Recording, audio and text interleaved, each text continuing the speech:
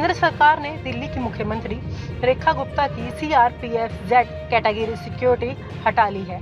अब उनकी सुरक्षा का जिम्मा दिल्ली पुलिस संभालेगी। लेकिन ये कहानी यही खत्म नहीं होती, क्योंकि ये फैसला तब तय किया गया जब रेखा गुप्ता पर हमला हुआ, जहां एक डॉग लवर ने उन्हें थप्पड़ मारा और उनके बाल खींच लिए। अब बड़ा सवाल ये है, सीआरपीएफ जो संसद की सुरक्षा संभालती है, देश के सबसे बड़े वीआईपी को बचाती है, क्या वो सीएम को नहीं बचा सकती? और क्या दिल्ली पुलिस सीआरपीएफ से ज्यादा भरोसेमंद है? आइए जानते हैं। हमला जेड सिक्योरिटी भी बेअसर दिखी। रेखा गुप्ता पर हमला किसी फिल्म सीन से कम नहीं था। दिल्ली की सड़कों पर डॉग लवर्स का प्रदर्शन हो रहा था। वहां सीएम पहुंची और तभी एक व्यक्ति ने उन्हें थप्पड़ जड़ दिया और बाल खींच लिए।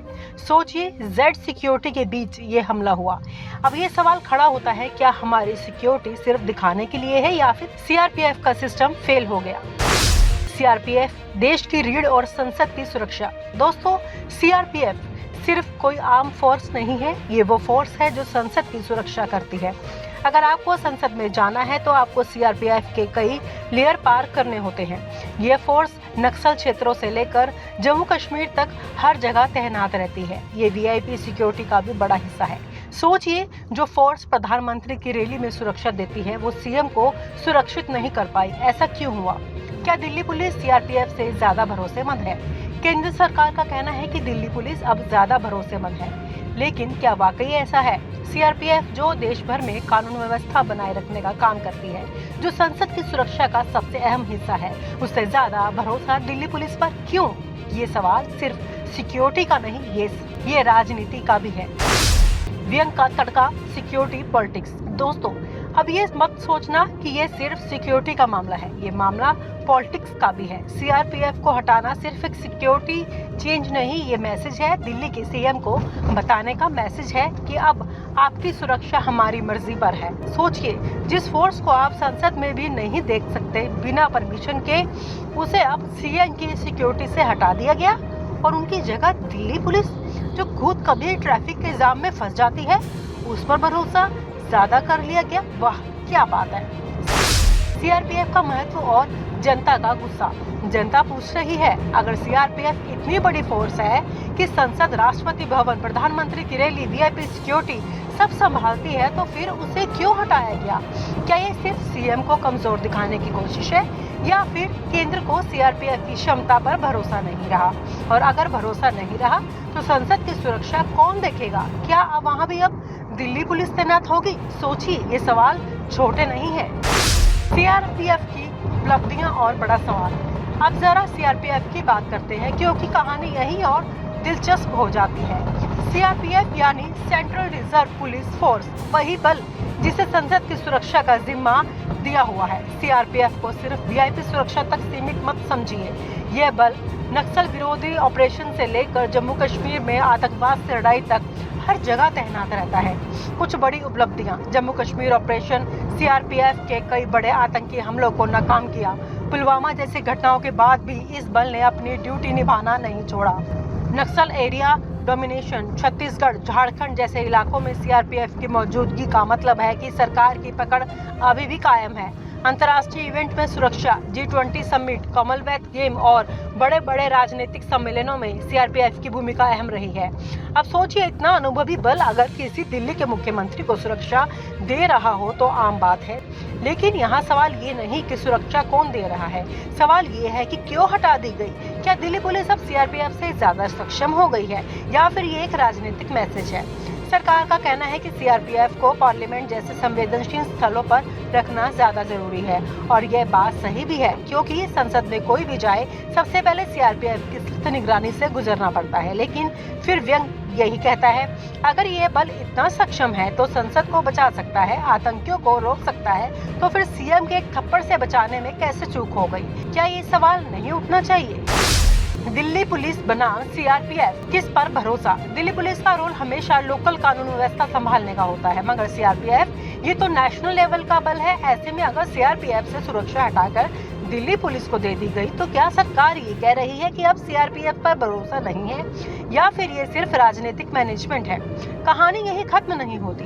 संसद में बैठा हर सांसद जानता है कि सीआरपीएफ की परिधि को पार करना आसान नहीं। पार्लियामेंट का सारा सुरक्षा तंत्र इसी पर टिका हुआ है और ऐसे में वही सीआरपीएफ अगर सीएम को नहीं बचा पाती तो ये सवाल जनता के बीच गूंजता है, अगर सीआरपीएफ नहीं तो कौन? तो दोस्तों, अगली बार जब आप संसद टीवी की फुटेज में नीली ड्रेस वाले जवानों को देखें तो याद रखिए, ये वही बल है जिसे दिल्ली के सीएम को बचाने का मौका नहीं मिला, या कहे मौका दिया ही नहीं गया। क्या ये फैसला सही है या सिर्फ पॉलिटिकल स्टंट? आपका क्या कहना है? कमेंट के जरिए जरूर बताएं। केंद्र सरकार ने दिल्ली की मुख्यमंत्री रेखा गुप्ता की CRPF-Z कैटेगरी सिक्योरिटी हटा ली है। अब उनकी सुरक्षा का जिम्मा दिल्ली पुलिस संभालेगी। लेकिन ये कहानी यही खत्म नहीं होती, क्योंकि ये फैसला तब तय किया गया जब रेखा गुप्ता पर हमला हुआ, जहां एक डॉग लवर ने उन्हें थप्पड़ मारा और उनके बाल खींच लिए। अब बड़ा सवाल ये है, CRPF जो संसद की सुरक्षा संभालती है, देश के सबसे बड़े VIP को बचाती है, क्या वो सीएम को नहीं बचा सकती? और क्या दिल्ली पुलिस CRPF से ज्यादा भरोसेमंद है? आइए जानते हैं।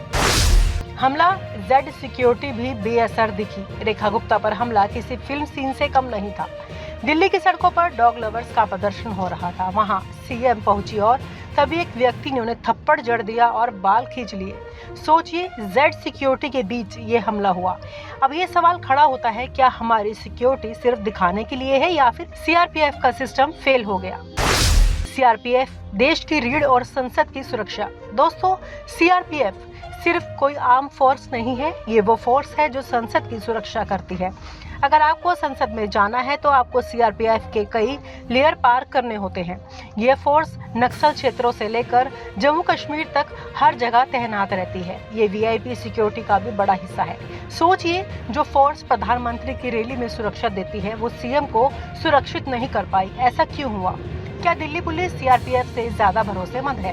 केंद्र सरकार का कहना है कि दिल्ली पुलिस अब ज्यादा भरोसेमंद है, लेकिन क्या वाकई ऐसा है? CRPF जो देश भर में कानून व्यवस्था बनाए रखने का काम करती है, जो संसद की सुरक्षा का सबसे अहम हिस्सा है, उससे ज्यादा भरोसा दिल्ली पुलिस पर क्यों? ये सवाल सिर्फ सिक्योरिटी का नहीं, ये राजनीति का भी है। व्यंग का तड़का, सिक्योरिटी पॉलिटिक्स। दोस्तों, अब ये मत सोचना कि ये सिर्फ सिक्योरिटी का मामला है, ये मामला पॉलिटिक्स का भी है। CRPF को हटाना सिर्फ एक सिक्योरिटी चेंज नहीं, ये मैसेज है दिल्ली के सीएम को बताने का मैसेज है कि अब आपकी सुरक्षा हमारी मर्जी पर है। सोचिए, जिस फोर्स को आप संसद में भी नहीं देख सकते बिना परमिशन के, उसे अब सीएम की सिक्योरिटी से हटा दिया गया और उनकी जगह दिल्ली पुलिस, जो खुद कभी ट्रैफिक के जाम में फंस जाती है, उस पर भरोसा ज्यादा कर लिया गया। वाह, क्या बात है। CRPF का महत्व और जनता का गुस्सा।